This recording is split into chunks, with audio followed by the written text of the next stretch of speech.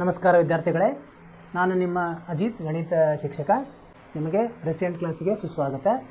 ಇಲ್ಲಿ ನೀವು ಕೇವಲ ಅಂಕಕ್ಕಾಗಿ ಅಲ್ಲ, ನಿಮ್ಮ ಜ್ಞಾನ ಅಭಿವೃದ್ಧಿ ಮತ್ತು ನಿಮ್ಮ ಸಂದೇಹಗಳನ್ನು ಪರಿಹರಿಸಲು ಇಲ್ಲಿ ಪ್ರಯತ್ನ ಮಾಡ್ತೀವಿ. ನಾವು ಇಬ್ಬರು ಕಡೆಯಿಂದ ನಾವು ಒಳ್ಳೆಯ ಕಮ್ಯುನಿಕೇಷನ್ ಇತ್ತಂದರೆ ನಮಗೆ ಇದನ್ನು ಸಾಧಿಸಲು ಸಾಧ್ಯವಾಗ್ತದೆ. ನೀವು ಮನೆಯಲ್ಲಿ ಚೆನ್ನಾಗಿ ಅಭ್ಯಾಸ ಮಾಡ್ತಾ ಇದ್ದೀರಿ ಅಂತ ತಿಳ್ಕೊಂಡಿದ್ದೀನಿ. ಹಿಂದಿನ ತರಗತಿಯಲ್ಲಿ ನಾವು ಅಭ್ಯಾಸ 3.1 ಆರಂಭ ಮಾಡಿದ್ವಿ. ಅದರಲ್ಲಿ 2 ಮುಖ್ಯ ಪ್ರಶ್ನೆಗಳನ್ನು ಮುಗಿಸಿದ್ವಿ ನಾವು. ನೀವು ಅದನ್ನು ಮತ್ತೆ ಪ್ರಯತ್ನ ಮಾಡಿರಿ ಅಂತ ತಿಳ್ಕೊಂಡಿದ್ದೀನಿ. ಸೊ ನಿಮಗೇನಾದರೂ ಸಂದೇಹ ಇದ್ದರೆ ಕೇಳಿ. ಸೊ ಅದರಿಂದ ಆ ಜ್ಞಾನದಿಂದ ನಾವು ಮೂರನೇ ಪ್ರಶ್ನೆಯನ್ನು, 3 ಮುಖ್ಯ ಪ್ರಶ್ನೆಯನ್ನು ನಿಮಗೆ ಮನೆ ಕೆಲಸ ಕೊಟ್ಟಿದ್ದೆ. ನೀವು ಮಾಡಿರ್ಬೋದು ಅಂತ ತಿಳ್ಕೊಂಡಿದ್ದೀನಿ. ಇಲ್ಲಿನೂ ನಾವು ಅದನ್ನು ಮತ್ತೊಮ್ಮೆ ಬಿಡಿಸೋಣಂತೆ. ಏನಿದೆ, ಏನು ಹೇಳಿದ್ದಾರೆ ಮೂರನೇ ಪ್ರಶ್ನೆ? A1/A2, A1 ಅನುಪಾತ A2, B1 ಅನುಪಾತ B2 ಮತ್ತು C1 ಅನುಪಾತ C2 ಅನುಪಾತಗಳನ್ನು ಹೋಲಿಸುವ ಮೂಲಕ ಈ ಅನುಪಾತಗಳನ್ನು ಹೋಲಿಸಬೇಕು. ಕೆಳಗಿನ ರೇಖಾತ್ಮಕ ಸಮೀಕರಣಗಳ ಜೋಡಿಗಳು ಸ್ಥಿರವಾಗಿವೆಯೇ? ಅದಕ್ಕೆ ಒಂದು ನಮಗೆ ಇದು ಇದೆ, ಕಂಡೀಷನ್ ಇದೆ. ಜೋಡಿಗಳು ಸ್ಥಿರವಾಗಿವೆ ಅಥವಾ ಅಸ್ಥಿರವಾಗಿವೆಯೇ ಎಂಬುದನ್ನು ಕಂಡುಹಿಡಿಯಿರಿ.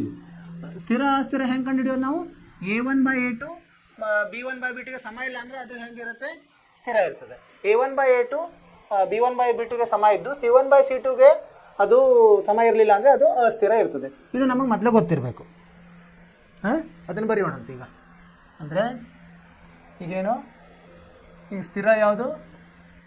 ಇದು ಮೂರನೆಯ ಮುಖ್ಯ ಪ್ರಶ್ನೆ. ಇದರಲ್ಲಿ ಸ್ಥಿರ ಮತ್ತು ಅಸ್ಥಿರ ಬಗ್ಗೆ ಮಾತಾಡ್ತಾ ಇದ್ದೀವಿ ನಾವು. ಸ್ಥಿರ ಅಂದ್ರೇನು, ಏನಿರಬೇಕು ಕಂಡೀಷನ್ನು? A1/A2 B1/B2ಗೆ ಸಮ ಇರಬಾರ್ದು. ಮತ್ತು ಹೀಗಿದ್ರೂ ಇದು ಸ್ಥಿರ ಇರ್ತದೆ. ಏನು? A1/A2 ಸಮ B1/B2 ಸಮ C1/C2. ಮೂರು ಸಮ ಇದ್ರೂ ಅದು ಸ್ಥಿರ. ಈಗ ಅಸ್ಥಿರ ಯಾವಾಗಿರುತ್ತದೆ? ಅಸ್ಥಿರ A1/A2 ಸಮ B1/B2 ಅದು ಸಮವಲ್ಲ C1/C2 ಇದ್ದಾಗೆ.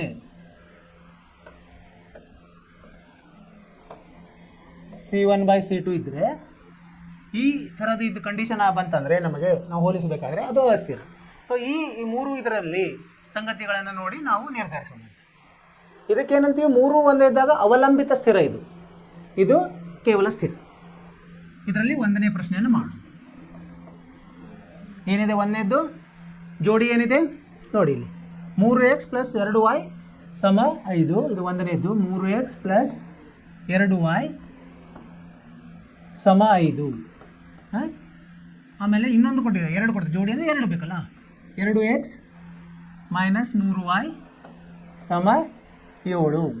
ಈಗೇನು ಮಾಡ್ಬೇಕು ನಾವು? ಇದನ್ನು ಈ ಥರ ಕೊಟ್ಟಿದಾಗ ನಾವು ಮೂಲ ರೂಪಕ್ಕೆ ತರಬೇಕು. ಅದರದ್ದು ಸ್ಟ್ಯಾಂಡರ್ಡ್ ಫಾರ್ಮ್ ಹೆಂಗೆ ಬರ್ತದೆ? ಇದು 1ನೇದ್ದು. ಇದನ್ನು ನಾವು 3x + 2y - 5 ಅಂತ ಬರ್ಕೋಬೇಕು. ಸಮ 0ಗೆ ಮಾಡಬೇಕು. ಈಗ ಈ ಬಲಗಡೆ ಏನಾದರೂ ಇದ್ರೂ ಅದನ್ನೆಲ್ಲ ಎಡಗಡೆ ತೊಗೊಂಬರ್ಬೇಕು.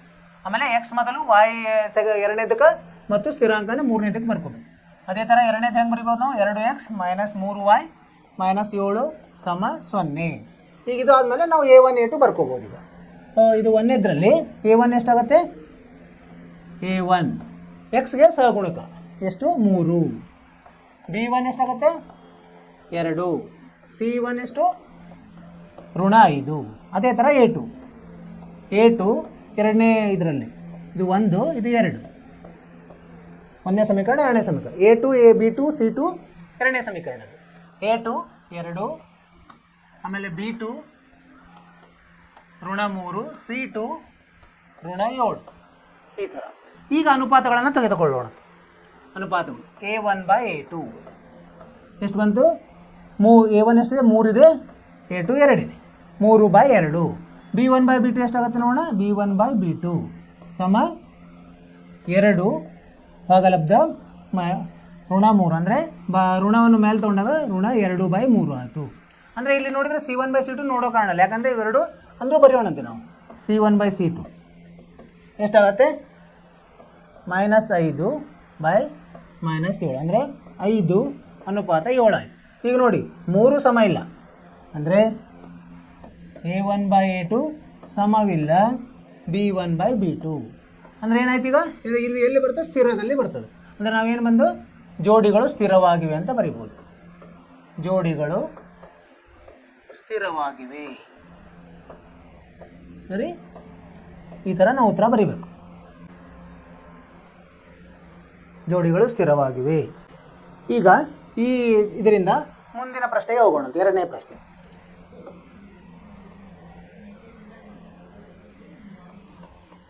ಎರಡನೇ ಪ್ರಶ್ನೆ ಏನಿದೆ? ಜೋಡಿಗಳನ್ನು ಬರ್ಕೊಂಡಂತೆ 2x ವ್ಯವಕಲನ 3y ಸಮ 8, ಇನ್ನೊಂದು 4x ಋಣ 6y ಸಮ 9. ಇದನ್ನು ಮೂಲ ರೂಪದಲ್ಲಿ ಬರೋಣಂತ. ಅಂದರೆ 8ಅನ್ನು ಈ ಕಡೆ ತಗೊಳ್ಬೋದು. 2x ಮೈನಸ್ 3y ಮೈನಸ್ 8 0ಗೆ ಸಮ. ಇಲ್ಲಿ 4x ಮೈನಸ್ 6y ಮೈನಸ್ 9 0ಗೆ ಸಮ. ಈಗ ಸಹಗುಣಕಗಳನ್ನು ಬರ್ಕೊಳ್ಳೋದು. a1 ಸಮ 2, b1 ಸಮ ಮೈನಸ್ 3, c1 ಸಮ ಋಣ 8. ಅದೇ ಥರ a2 ಸಮ 4, b2 ಸಮ ಮೈನಸ್ 6, c2 ಸಮ ಮೈನಸ್ 9. ಈಗ ಅನುಪಾತವನ್ನು ತಗೊಳ್ಳೋದು. a1 ಬೈ a2 ಎಷ್ಟು ಬರುತ್ತೆ? a1 ಎಷ್ಟಿದೆ? 2 ಇದೆ. a2 4 ಇದೆ. ಅಂದರೆ ಇದನ್ನು ಸರಳೀಕರಣಗೊಳಿಸಿದಾಗ 2 1 2 1/2 ಆಯಿತು. ಅದೇ ಥರ b1 ಬೈ b2 ಎಷ್ಟು ಬರ್ತದೆ? Minus 3 by minus 6. ಇದು ಎಷ್ಟು ಬಂತು? ಋಣ ಹೋಗಿ 3 1 3 2 1/2 ಆಯಿತು. c1 ಬೈ c2 ಎಷ್ಟು ಬರ್ತದೆ?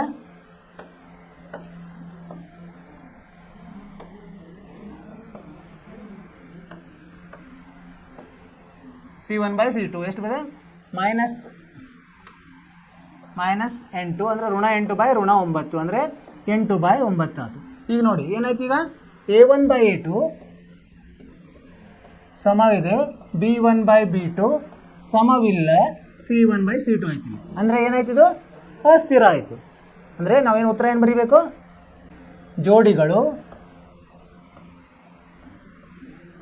ಅಸ್ಥಿರವಾಗಿವೆ. ಅಂದರೆ ಇದೇನು ಅಸ್ಥಿರ ಅಂದರೆ ಸಮಾಂತರವಾಗಿವೆ ಅಂತ. ಜೋಡಿಗಳು ಸಮಾಂತರವಾಗಿದೆ, ಇಲ್ಲಿ ಪರಿಹಾರ ಸಿಗುವುದಿಲ್ಲ ನಮಗೆ. ಇದೇ ಇದರ ಉತ್ತರ.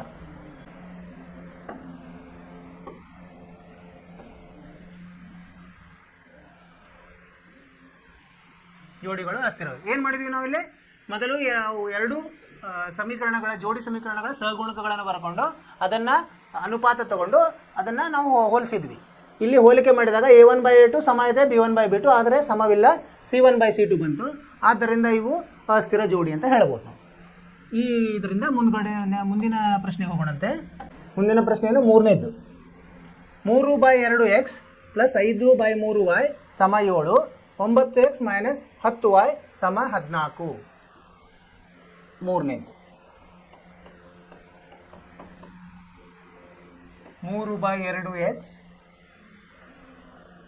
ಪ್ಲಸ್ 5/3y ಸಮ 7.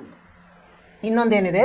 9x ಮೈನಸ್ 10y ಸಮ 14. ಈಗೇನು ಮಾಡೋಣ? ಇದು ನೋಡಿ, ಇದು ಭಾಗಲಬ್ಧದಲ್ಲಿದೆ. ಇದನ್ನು ಸರಳ ಮಾಡೋಣ. ಏನು? ಇಲ್ಲಿ 6ರಿಂದ ಗುಣಿಸೋಣಂತ. ಎರಡೂ ಕಡೆ 6ರಿಂದ ಗುಣಿಸಿದಾಗ ಏನಾಗುತ್ತೆ? ಇದು 2 3 ಅಂದರೆ 9x ಆಗುತ್ತೆ. ಯಾಕಂದರೆ 6 3 18, 18/2 9. ಅದೇ ಥರ ಇದು ಏನಾಗುತ್ತೆ? 5 30 ಅಂದರೆ 10y 7ಅನ್ನು ಈ ಕಡೆ ತರೋಣ. ಮೈನಸ್ 7 ಅಂದರೆ ಮೂಲ ರೂಪದಲ್ಲಿ ಬಂತೀಗ. ಸರಿನಾ? ಇದು ಹಾಗೆ ಇಡ್ಬೋದು ನಾವು. ಹಾಗೆ ಇದೆ. ಇದನ್ನೇನು ಮಾಡೋಣಂತೆ? 14ಅನ್ನು ಎಡಗಡೆಗೆ ತರೋಣ. ಇದು 0. ಈಗ ನಾವೇನು ಮಾಡೋದು? a1 a2 ಸಹಗುಣಕಗಳನ್ನು ಬರೆಯೋಣಂತೆ. ಪರಿಹಾರ a1 ಎಷ್ಟು ಬಂತು? 9, b1 10, c1 ಮೈನಸ್ 7 ಬಂತು. ಸರಿನಾ? ಅದೇ ಥರ ಇಲ್ಲಿ ಏನು ಬರುತ್ತೆ ನೋಡೋಣ. a2 9, b2 ಮೈನಸ್ 10 ಮತ್ತು c2 ಮೈನಸ್ 14 ಬಂತು. ಈಗೇನು ಮಾಡೋದು? ನಾವು ಮುಂದೆ ಅನುಪಾತಗಳನ್ನು ತಗೊಳ್ಳೋದು. ಸರಳ ಇದೆ. a1 ಬೈ a2 ಎಷ್ಟು ಬರ್ತದೆ? a1 ಬೈ a2 9/9 ಎಷ್ಟು ಬಂತು? 1. b1 ಬೈ b2 ಏನು ಬರುತ್ತೆ ನೋಡಿ? b1 by b2 10 ಭಾಗಲಬ್ಧ minus 10. ಸರಿನಾ? ಅಂದರೆ ಇದೇನು ಬಂತು? ಮೈನಸ್ 1 ಬಂತು. ಆಮೇಲೆ c1 ಬೈ c2 ಇದು ಎಷ್ಟು ಬರ್ತದೆ? -7 ಬೈ -14 ಅಂದರೆ 1/2 ಆಯಿತು. 7 1 2 7 2 ಋಣ ಚಿಹ್ನೆ ಹೋಗುತ್ತೆ. ಸೊ ಇಲ್ಲೇನಾಯ್ತು, 3 ಸಮ ಇಲ್ಲ. A1/A2 ಸಮವಿಲ್ಲ B1/B2. ಇವೆರಡು ಸಮ ಇಲ್ಲ ಅಂದರೆ ಮುಗಿತು. C1/C2 ನೋಡೋ ಕಾರಣ ಇಲ್ಲ. ಅಂದರೆ ನಾವೇನು ಬರಿಬೋದು ಈಗ, ಜೋಡಿಗಳು ಸ್ಥಿರವಾಗಿವೆ. ಸರಿ, ಸ್ಥಿರವಾಗಿವೆ ಅಂತ ಉತ್ತರ ಬರೆಯೋದು. ಅದೇ ಕೇಳಿದ, ಸ್ಥಿರ ಏನೋ ಇಲ್ಲ, ಇದೇ ಇಲ್ಲೋ ಅಷ್ಟೇ ಕೇಳಿದ. ಸೊ ಇಲ್ಲೇನು ಮಾಡಬೇಕು, ಮೊದಲು ಇದನ್ನು ಸರಳ ರೂಪದಲ್ಲಿ ಮಾಡ್ಕೋಬೇಕು. ಹೀಗೆ ಇದನ್ನು ಹಾಗೆ ನೇರವಾಗಿ ಮಾಡ್ಬೋದು, ಅದು ಸ್ವಲ್ಪ ನಮಗೆ ಕನ್ಫ್ಯೂಷನ್ ಆಗ್ತದೆ. ಅದಕ್ಕೆ ಅದನ್ನು 6ರಿಂದ ಗುಣಿಸಿ ಅಂದರೆ ಅದು ಲಸ ಇದ್ದಂಗೆ, ಲಸ 6 ಆಗುತ್ತೆ. ಅದನ್ನು ಗುಣಿಸಿದಾಗ ನಮಗೆ ಸರಳವಾದ, ಇಲ್ಲೊಂದು ಏನೋ ತಪ್ಪು, ಇದು 7 ಆಗಲ್ಲ, ಇದು 1 ನಿಮಿಷ,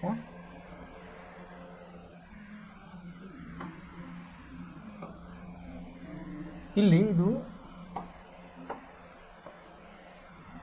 ಒಂದು ತಪ್ಪಿದೆ. ಇಲ್ಲಿಯೂ 6ರಲ್ಲೇ ಗುಣಿಸಿದರೆ 42 ಆಗುತ್ತೆ ಇದು ಅಲ್ವಾ. ಹಾಗಾಗಿ C1 ಎಷ್ಟಾಯಿತು,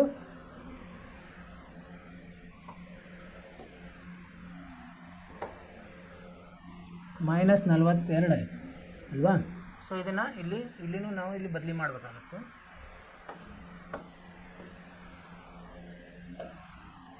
-42 ಅಂದರೆ ಇದು 14 3 42, ಇದು 3 ಆಯಿತು. ಆದ್ರೂ ಇದು ಉತ್ತರ ಸರಿ ಇದೆ, ಯಾಕಂದರೆ A1/A2 ಸಮ ಇಲ್ಲ B1/B2 ಬಂದುಬಿಟ್ಟಿದೆ ಅಂದರೆ ಇದು ಉತ್ತರ ಸರಿ ಇದೆ. ಈಗ ನೋಡಿ, A1 9 ಬಂದಿದೆ, B2 9 ಬಂದಿದೆ, ಸಿ ಇಲ್ಲಿ B1 +10 ಇದೆ, ಇಲ್ಲಿ B2 -10. ಹೀಗಾಗಿ ಅವೆರಡೂ ಸಮ ಇಲ್ಲ. ಹೀಗಾಗಿ ನಾವು ಇದು ಸ್ಥಿರ ಅಂತ ಹೇಳ್ಬೋದು. ಇದು ಸರಿಯಾಗಿದೆ. ಈ ಥರ ನಾವೇನು ಮಾಡೋದು, ಸಹಗುಣಕಗಳನ್ನು ಸರಿಯಾಗಿ ಬರ್ಕೊಂಡು ಅನುಪಾತ ತೊಗೊಂಡು ಅದನ್ನು ಏನಿದೆ ಸಂಬಂಧ ಅಂತ ಕಂಡುಹಿಡಿದ್ರೆ ಆಯಿತು. ಈ ಜ್ಞಾನದಿಂದ ಮುಂದಿನ ಪ್ರಶ್ನೆಗೆ ಹೋಗೋಣ.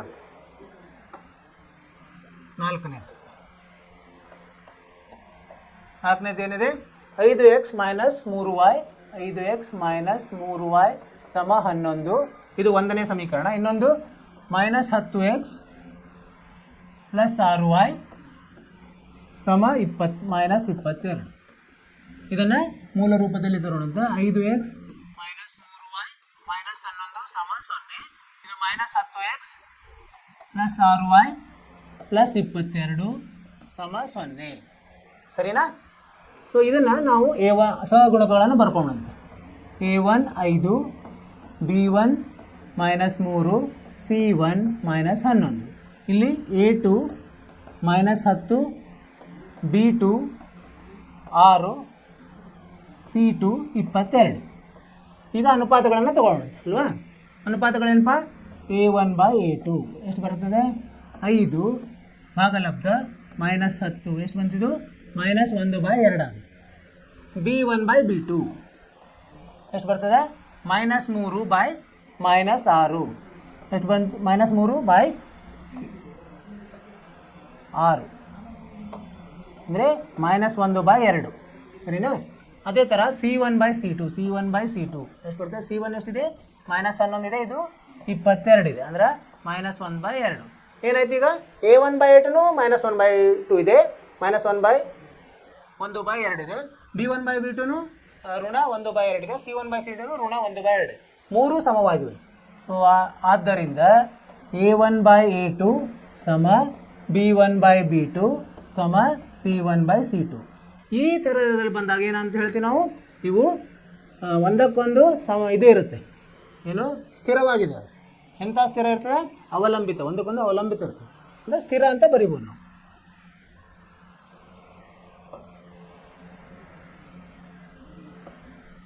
ಜೋಡಿಗಳು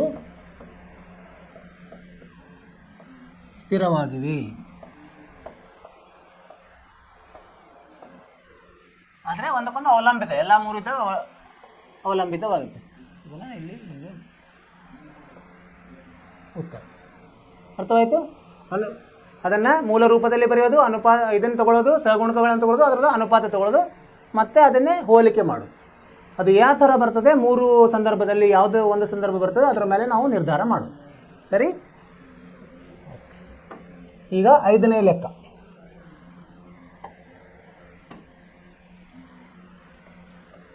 ನಾಲ್ಕಾಯಿತು. ಈಗ 5ನೇದು ಏನಿದೆ, 4/3x ಪ್ಲಸ್ 2y ಸಮ 8. ಆಮೇಲೆ 2x ಸಂಕಲನ 3y ಸಮ 12. ಈಗೇನಿದೆ ಇದನ್ನು ಭಿನ್ನ ರಾಶಿಯಲ್ಲಿದೆ, ಅದನ್ನು ಸರಳೀಕರಣ ಮಾಡಿಸೋಣ. ಹೆಂಗೆ ಮಾಡೋದು? ಅದು 4x ಪ್ಲಸ್ 3 ಆಗ್ತದೆ. 3ರಿಂದ ಎಲ್ಲದರಲ್ಲಿ ಗುಣಿಸೋದು. 6y ಸಮ 24. ಇದು ಒಂದು ಸಮೀಕರಣ, ಒಂದನೇ ಸಮೀಕರಣ. ಎರಡನೇ ಸಮೀಕರಣ ಹಾಗೆ ಇರ್ತದೆ, ಆದರೆ ಇದನ್ನು ಈ ಕಡೆ ತರೋಣಂತೆ. 2x ಪ್ಲಸ್ 3y ಮೈನಸ್ 12 ಸಮ 0. ಇದನ್ನು ಹಾಗೆ ಬರೋಣ. 4x ಪ್ಲಸ್ 6y ಮೈನಸ್ 24 ಸಮ 0. ಈಗ ಸಹಗುಣಕಗಳನ್ನು ಬರ್ಕೊಂಡಂತೆ. ಏನು ಸಹಗುಣಕಗಳಲ್ಲಿ? a1 ಸಮ 4, b1 ಸಮ 6,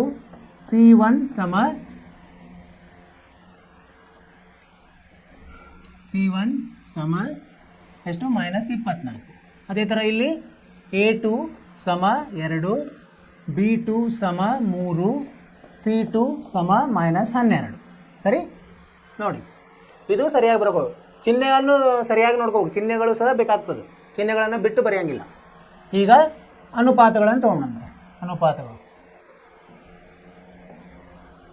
ಅನುಪಾತ ಏನು? a1/a2, a1/a2 ಎಷ್ಟು ಬರ್ತದೆ? 4/2 ಎಷ್ಟು ಬರ್ತದೆ? 2 ಉತ್ತರ. ಆಮೇಲೆ b1/b2 ಎಷ್ಟು ಬರ್ತದೆ? 6 ಭಾಗಲಬ್ಧ 3. ಇದು ಎಷ್ಟು? ಇದು ಸಹ 2 ಬಂತು. ಆಮೇಲೆ c1/c2, c1 ಎಷ್ಟಿದೆ? ಮೈನಸ್ 24 ಇದೆ, ಇದು ಮೈನಸ್ 12 ಇದೆ, ಇದು ಸಹ 2 ಬಂತು. ಅಂದರೆ 3 ಸಮವಾಗಿವೆ.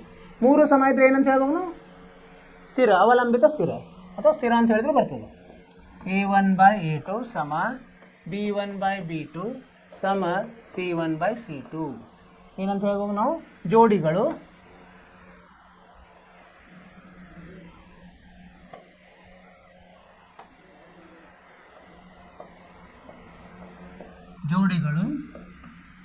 ಸ್ಥಿರವಾಗಿವೆ. 3 ಸಮ ಇದ್ರೂ ಸ್ಥಿರ, ಅದಕ್ಕೆ ಅವಲಂಬಿತ ಸ್ಥಿರ ಅಂತ ಹೇಳ್ತಾರೆ. ಹಾಗೇನು ಸ್ಥಿರ ಅಂತ ಬರೋದು ಏನು ತಪ್ಪಿಲ್ಲ. ಇದು ಉತ್ತರ. ಅರ್ಥವಾಯಿತು? ಏನು ಮಾಡಿದ್ವಿ ಇಲ್ಲಿ ನಾವು? ಒಂದನೇ ಸಮೀಕರಣ ಇಲ್ಲಿ ಇದು ಏನು ಸರಳವಾಗಿರಲಿಲ್ಲ, ಅದು ಭಾಗಲಬ್ಧ ರೂಪದಲ್ಲಿತ್ತು. ಅದಕ್ಕೆ ಪ್ಲಸ್ ಅನ್ನು ಗುಣಿಸಿ ನಾವು ಸರಳ ರೂಪದಲ್ಲಿ ತಗೊಂಡು ಬಂದ್ವಿ. ಆಮೇಲೆ ನಾವು ಮೂಲ ರೂಪದಲ್ಲಿ ಬರೆದು ಆ ಮೂಲ ರೂಪದಿಂದ ಸಹಗುಣಕಗಳನ್ನು ಬರ್ಕೊಂಡು ಆಮೇಲೆ ಅನುಪಾತವನ್ನು ತಗೊಂಡ್ವಿ. ಅನುಪಾತವನ್ನು ಒಂದಕ್ಕೊಂದು ಹೋಲಿಸಿದಾಗ ನಮಗೇನು ಸಿಕ್ತು? ಎಲ್ಲ ಅನುಪಾತಗಳು ಸಮವಾಗಿವೆ. ಅಂದರೆ ಇದು ಜೋಡಿ ಸ್ಥಿರವಾಗಿದೆ, ಅವಲಂಬಿತ ಸ್ಥಿರವಾಗಿದೆ. ಅಂದರೆ ಇದು ಈ ಜೋಡಿಗಳೇನೆಂದರೆ ಈ ರೇಖೆಗಳು ಒಂದರಲ್ಲಿ ಒಂದು ಸೇರುತ್ತವೆ ಅಂತ, ಐಕ್ಯವಾಗುತ್ತವೆ. ಸರಿ? ಎಸ್. ಈಗ 3ನೆಯ ಮುಖ್ಯ ಪ್ರಶ್ನೆ ಮುಗಿಯಿತು. ಈಗ 4ನೆಯ ಮುಖ್ಯ ಪ್ರಶ್ನೆಗೆ ಹೋಗೋಣ.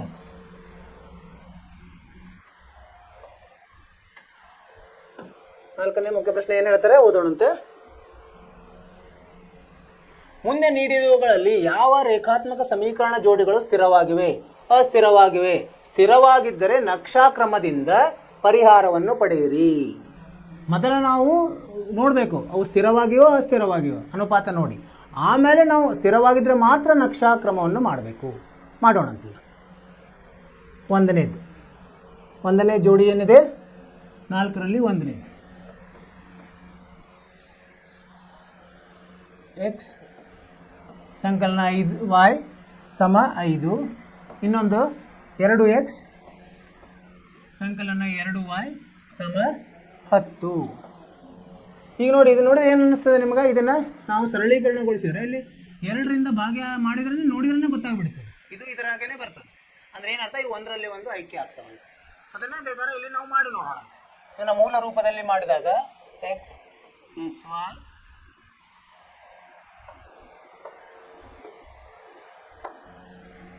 ಋಣ 5 ಸಮ 0. ಇದು 2x ಸಂಕಲನ 2y ವ್ಯವಕಲನ 10 ಸಮ 0.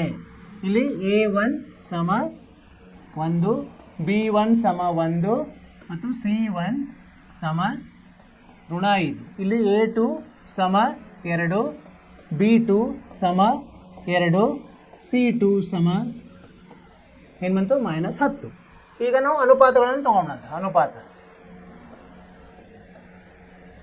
ಅನುಪಾತ ತಗೊಂಡಾಗ ಏನಾಗುತ್ತೆ? a1/a2 ಏನಾಗುತ್ತೆ? 1/2 ಆಗುತ್ತೆ. B1/B2 1/2 ಆಗ್ತದೆ. C1/C2 ಋಣ 5/10 ಅಂದರೆ ಋಣ ಹೋಗಿ ಏನು ಬರ್ತದೆ, 5 1 5 2 1/2 3 ಸಮ ಇದೆ. A1/A2 ಸಮ B1/B2 ಸಮ C1/C2 ಅಂದರೆ ಏನಂತ ಬರಿಬೋದು ನಾವು, ಇವು ಸ್ಥಿರವಾಗಿವೆ, ಜೋಡಿಗಳು ಸ್ಥಿರವಾಗಿವೆ. ಈಗ ನಾವೇನು ಮಾಡಬೇಕು, ಸ್ಥಿರವಾಗಿದ್ದರೆ ನಕ್ಷೆ ಹಾಕಬೇಕಾಗ್ತದೆ. ನಕ್ಷೆ ಹಾಕ್ಲಿಕ್ಕೆ ಏನು ಮಾಡಬೇಕು ನಾವು, ಇದಕ್ಕೆ ಕೋಷ್ಟಕವನ್ನು ರೆಡಿ ಮಾಡಬೇಕು. ಕೋಷ್ಟಕವನ್ನು ಮಾಡೋಣಂತೆ. ಕೋಷ್ಟಕ ಅಂದರೆ 2 ಕೋಷ್ಟಕ ಮಾಡಬೇಕಾಗ್ತದೆ.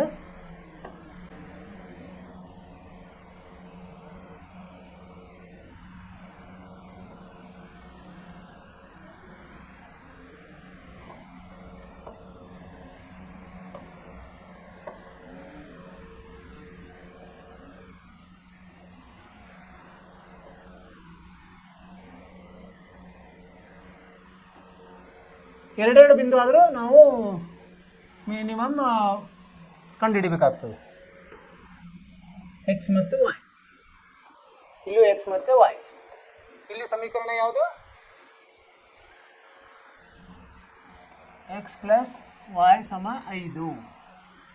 ಇಲ್ಲಿ 2x ಪ್ಲಸ್ 2y ಸಮ 10. ಈಗ ನಾವೇನು ಮಾಡೋಣ, ಎಕ್ಸ್ಗೆ ಒಂದು ಬೆಲೆಯನ್ನು ಕೊಡೋಣ. 0 ಕೊಟ್ಟರೆ ಏನಾಗುತ್ತೆ, y 5 ಆಗುತ್ತೆ ಅಲ್ವಾ. x 0 ಆದರೆ y 5 ಆಗುತ್ತೆ.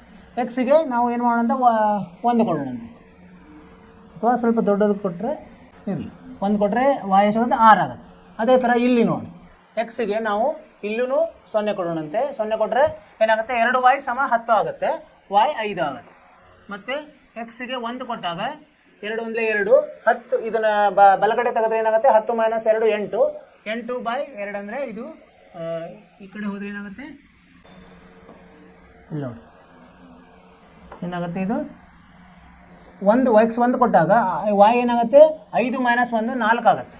ಅದೇ ಥರ ಇಲ್ಲಿ ಎಕ್ಸ್ಗೆ 1 ಕೊಟ್ಟಾಗ ಇದು ಆ ಕಡೆ ಹೋದರೆ 10 - 2 8. 8/2 4 ಆಗುತ್ತೆ. 2 ಒಂದೇ ಬಂತು ನೋಡಿ, ಅಂದರೆ ಒಂದೇ ಗೆರೆ ಸಿಗ್ತದೆ ನಿಮಗೆ. ಯಾಕಂದರೆ ಅವು A1 ನಮಗೇನು ಬಂತು, A1/A2 ಸಮ B1/B2 ಸಮ C1/C2 ಅಂದರೆ ಅವು ಒಂದರಲ್ಲಿ ಒಂದು ಐಕ್ಯಗೊಳ್ಳುವ ರೇಖೆಗಳು. ಇದನ್ನು ರಚಿಸೋಣ ಅಂತ. ರಚಿಸಿದರೆ ಹೇಗೆ ಬರ್ತದೆ,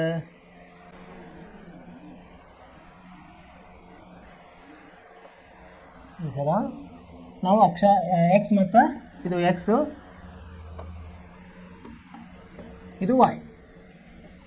ಇಲ್ಲಿ 5 1 2 3 4 5 ಅಂದರೆ ಎಷ್ಟು ಗರಿಷ್ಠ ನಮಗೆ 5 5 ಆದರೂ ಬೇಕು. ಇಲ್ಲಿ 1 2 3 4 5, ಇಲ್ಲಿ 1 2 3 4 5, ಇಲ್ಲಿ 1 2 3 4 5.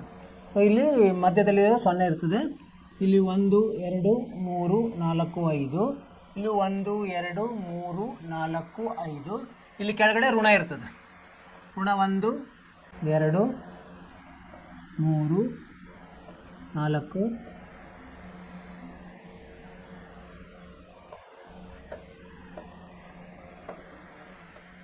4 ಇದು 5, ಇವೆಲ್ಲ ಋಣ. ಇಲ್ಲೂ 1 2 1 2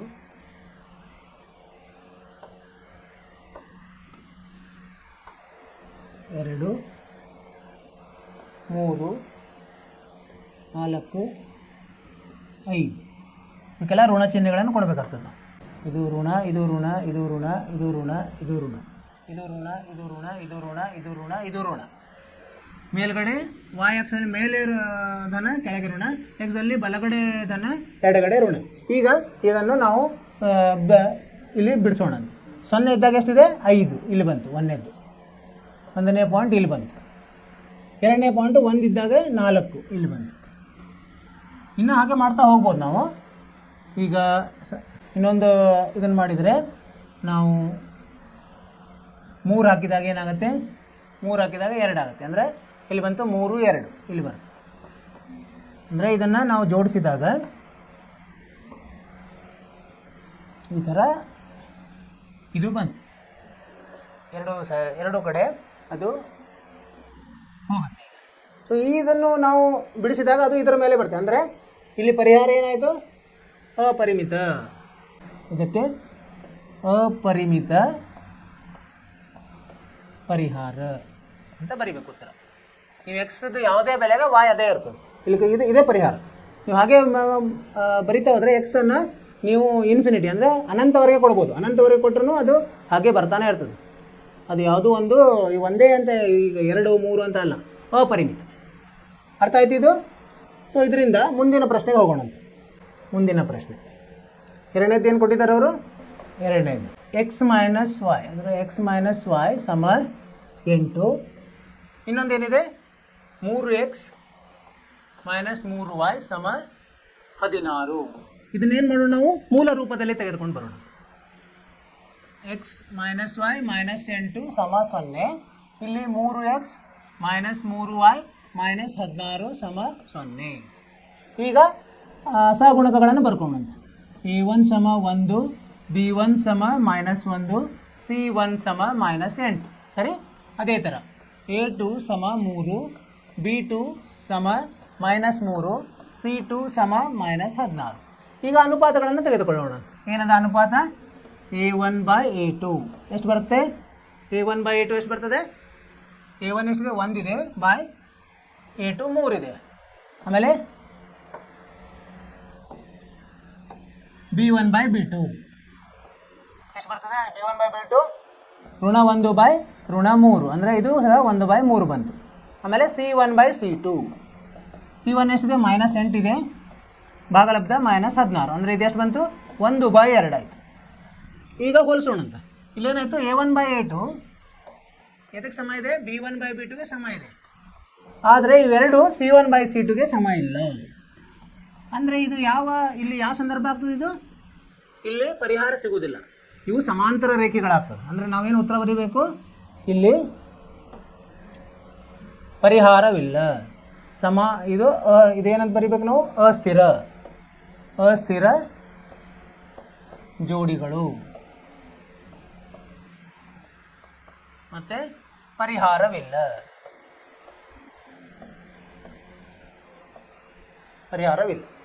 ಇದು ಉತ್ತರ.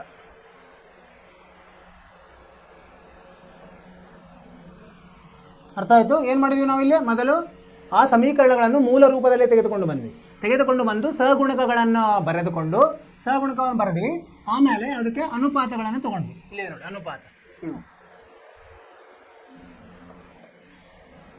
ಅನುಪಾತ ತಗೊಂಡು ಅದನ್ನು ಹೋಲಿಸಿದ್ವಿ. ಅನುಪಾತ ಹೋಲಿಸಿದಾಗ ಏನು ನಮಗೆ ಕಂಡು ಬಂತು? a1/a2 ಸಮವಿದೆ b1/b2, ಆದರೆ ಸಮವಿಲ್ಲ c1/c2 ಅಂತ ಬಂದರೆ.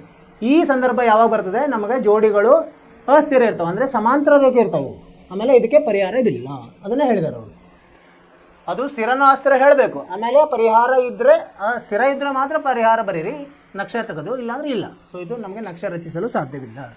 ನಿಮಗೆ ಅರ್ಥವಾಯ್ತಂತ ತಗೊಂಡಿನಿ ವಿದ್ಯಾರ್ಥಿಗಳೇ. ಮುಂದ್ಗಡೆ ಹೋಗೋಣಂತೆ. ಈಗ ಎರಡನೇದಾಯಿತು. ಮೂರನೇ ಪ್ರಶ್ನೆ.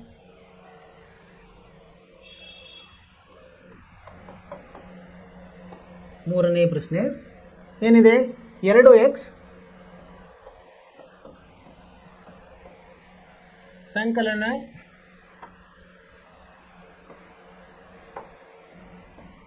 y ವ್ಯವಕಲನ 6 ಸಮ 0. ಇದು ಒಂದನೆಯ ಜೋಡಿಯಲ್ಲಿ ಒಂದನೇ ಸಮೀಕರಣ. ಎರಡನೇ ಜೋಡಿ 4x ಋಣ 2y ಋಣ 4 ಸಮ 0. ಈಗ ಇದು ಹೇಗಿದೆ? ಮೂಲ ರೂಪದಲ್ಲಿಯೇ ಇದೆ. ಇದನ್ನು ನಾವು ನೇರವಾಗಿ ಸಹಗುಣಕಗಳನ್ನು ತೆಗೆದುಕೊಳ್ಳೋದು. ಸಹಗುಣಕಗಳು ಏನಾಗ್ತದೆ?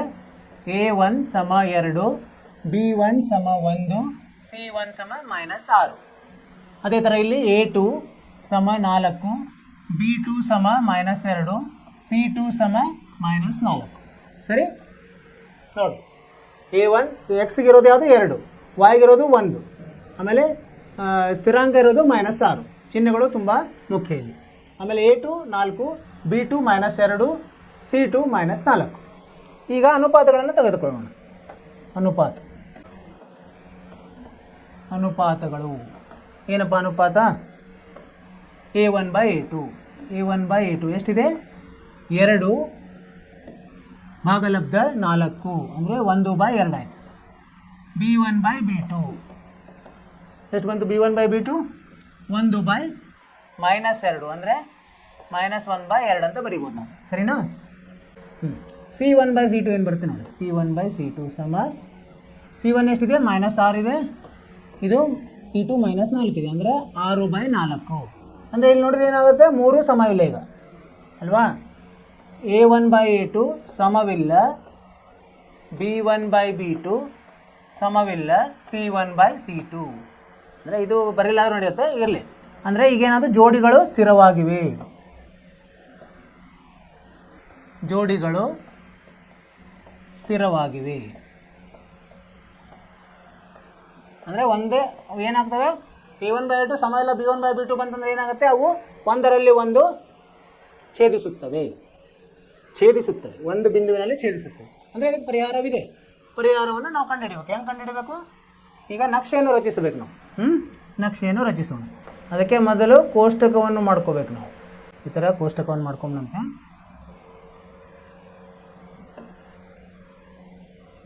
ಈ ಥರ ಆದರೆ ನಮಗೆ ರಚಿಸಲಿಕ್ಕೆ ಸರಳ ಆಗ್ತದೆ. ಈ ಕೋಷ್ಟಕ ಮಾಡ್ಕೊಳ್ಳಿಕ್ಕೆ ನಾವು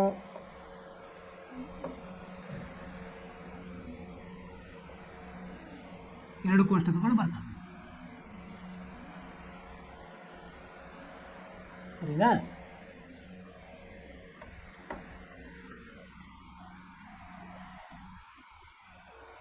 ಎರಡೆರಡು ಬಿಂದುಗಳು ಬಂದರೆ ಸಾಕು ನಾವು.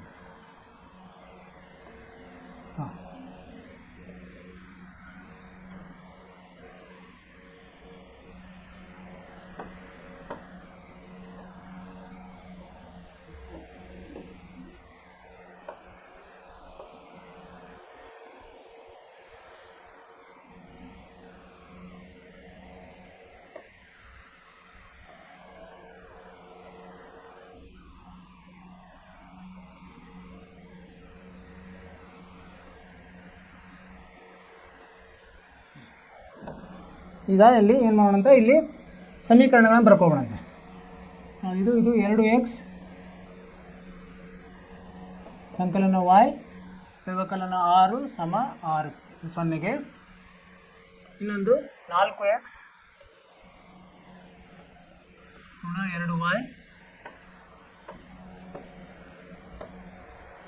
2y ಋಣ 4 ಸಮ 0. ಈಗೇನು ಮಾಡೋಣ, ನಾವು ಇಲ್ಲಿ ಎಕ್ಸ್ ವ್ಯಾಲ್ಯೂ ಬರಿತೀವಿ. ಇಲ್ಲಿ ಎಕ್ಸ್ ಮತ್ತು ವೈ ಕಂಡುಹಿಡಿಬೇಕು, ಎಕ್ಸ್ ಮತ್ತು ವೈ. ಸೊ ಈಗ ವೈ ಎಕ್ಸ್ಗೆ ಒಂದು ಯಾವುದೋ ನಾವು ಬೆಲೆಯನ್ನು ಕೊಟ್ಟಾಗ ವೈ ಬರ್ತದೆ. ಸೊ ಇಲ್ಲಿ ಇದನ್ನು ವಾಯಲ್ಲಿ ಬರ್ಕೊಂಬಿಡುತ್ತೆ. ವಾಯ್ ಸಮ ಏನಾಗುತ್ತೆ? 6 - 2x ಆಗುತ್ತೆ. ಇಲ್ಲಿ ವಾಯ್ ಏನಾಗುತ್ತೆ? ಇದು ಈ ಕಡೆ ಬಂದು 4x - 4/2 ಆಗುತ್ತೆ. ಈಗ ನೀವು ಇದು ಸರಳ ಆಗ್ತದೆ. ಈಗ ಎಕ್ಸನ್ನು 0 ಹಾಕಿದರೆ ಏನಾಗುತ್ತೆ? ಎಕ್ಸ್ 0 ಹಾಕಿದರೆ ವಾಯ್ 6 ಆಗುತ್ತೆ. ಅಲ್ಲಿ ಎಕ್ಸನ್ನು 1 ಕೊಟ್ಟಾಗ ಏನಾಗುತ್ತೆ? 4 ಆಗುತ್ತೆ. ಸರಿ, ಎಕ್ಸಿಗೆ ನಾವು ಎಷ್ಟು 2 ಕೊಟ್ಟರೆ ವಾಯ್ ಎಷ್ಟಾಗುತ್ತೆ? 2 4, 6 4 2 ಬರ್ತದೆ. ಅದೇ ಥರ ಇಲ್ಲಿನೂ ಇನ್ನೂ 2 ಮಾಡ್ಬೋದು ನಾವು.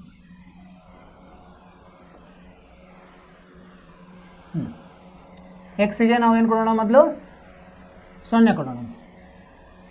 0 ಕೊಟ್ಟರೆ ಏನಾಗುತ್ತೆ? 4 ಗುಣಲಬ್ಧ 0 0 ಮೈನಸ್ ಅಂದರೆ ಋಣ 4/2 -2 ಆಗುತ್ತೆ ವೈ.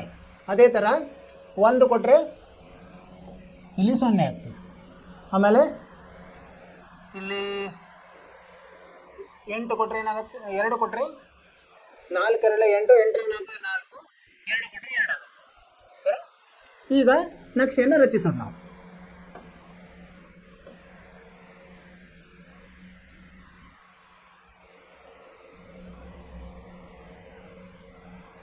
ಈ ಥರ ನಕ್ಷೆಯನ್ನು ರಚಿಸೋಣ. ನಕ್ಷೆಯನ್ನು ರಚಿಸಿ ಇಲ್ಲಿ ಸಮ ಭಾಗಗಳನ್ನು ಮಾಡ್ಕೊಂಡು, ಇದು ಅಂಕರ್ 0 ಇರ್ತದೆ. ಇದು 1, ಇದು 2,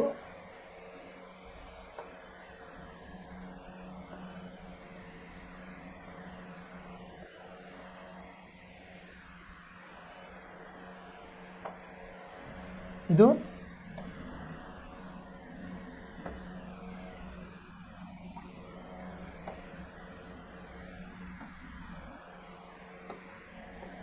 ಇದು 1, ಇದು 2, ಇದು 3, ಇದು 4, ಇದು 5, ಇದು 6, ಇದು 7, ಇದು 8 ಎಕ್ಸ್ ಇದೆ.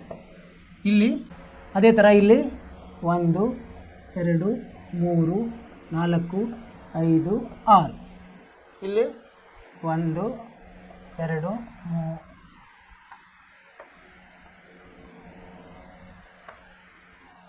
1, ಇದು 2, ಇದು 3, ಇದು 4, ಇದು 5, ಇದು 6. ಇಲ್ಲಿ 1, 2, 3, ಇಲ್ಲಿಂದ 1 ಬಿಟ್ಟು ಇಲ್ಲಿ 2, ಇದು 3, ಇದು 4, ಇದು 5, ಇದು 6. ಈ ಥರ ಇದು ಈ ಕಡೆ ಇರೋದೆಲ್ಲ ಇಲ್ಲಿ ಋಣ ಬರ್ತದೆ.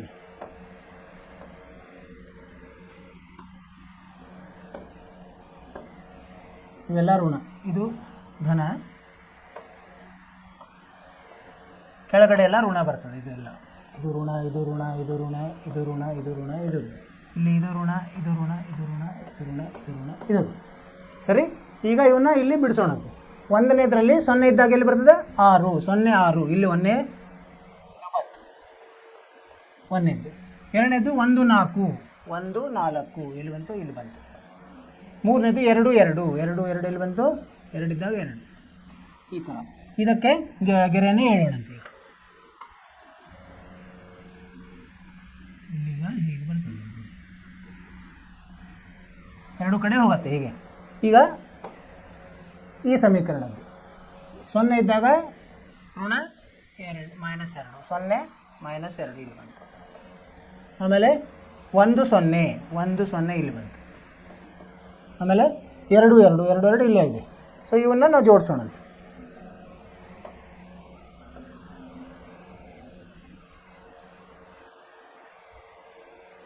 ಈ ಥರ ಜೋಡಿಸಿದಾಗ ಈ ಥರ ಹೋಗ್ತದೆ.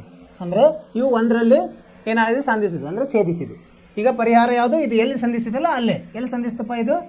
ಪರಿಹಾರ. ಪರಿಹಾರ ಏನು? ಎಲ್ಲಿ ಸಂಧಿಸಿದ್ದು? 2, 2ರಲ್ಲಿ ಸಂಧಿಸಿದ್ದು. 2, 2. 2 ಅಂದ್ರೆ ಏನು? ಅಂದರೆ x = 2, y = 2. ಇದೇ ಉತ್ತರ. ಅರ್ಥವಾಯಿತು?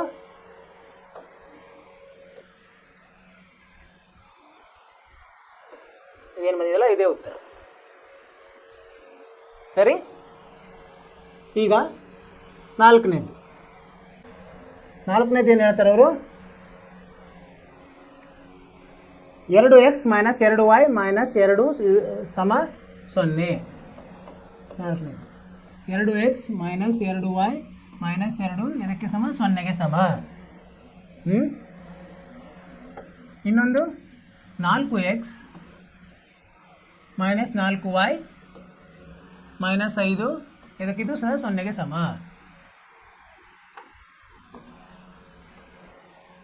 ಈಗ ನೋಡಿ, ಇದು ಹೇಗಿದೆ? ಮೂಲ ರೂಪದಲ್ಲಿದೆ. ನೇರವಾಗಿ ಸಹಗುಣಕಗಳನ್ನು ಬರ್ಕೋಬೋದು ನಾವು. ಸಹಗುಣಕಗಳೇನು?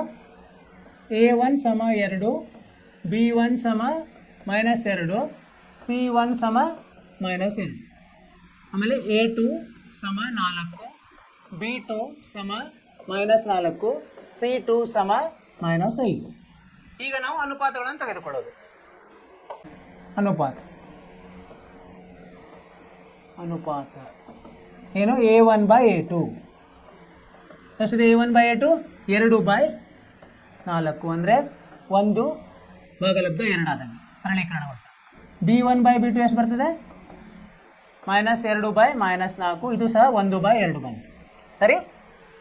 ಋಣ ಹೋಗ್ತದೆ. 2 1 2. c1/c2 ಏನು ಬರ್ತದೆ? -2/5 ಅಂದರೆ 2/5.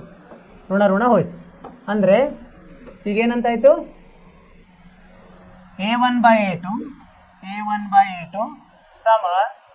ಸಮ ಇದೆ ನೋಡಿ b1/b2. ಆದರೆ c1/c2ಗೆ ಸಮ ಇಲ್ಲ. ಇವು ಸಮವಿಲ್ಲ.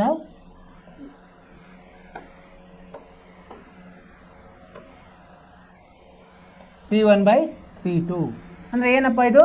ಇದಕ್ಕೆ ಏನಂತ ಬರಿಬೋದು ನಾವು? ಪರಿಹಾರವಿಲ್ಲ. ಇವು ಅಸ್ಥಿರ ಜೋಡಿಗಳು.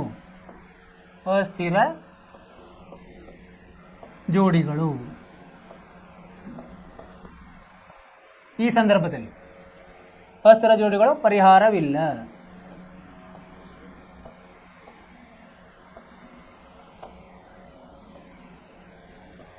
ಇದೇ ಉತ್ತರ. ಸೊ ಪರಿಹಾರವಿಲ್ಲ ಅಂದರೆ ನಕ್ಷೆ ರಚಿಸಲು ಕಾರಣವಿಲ್ಲ.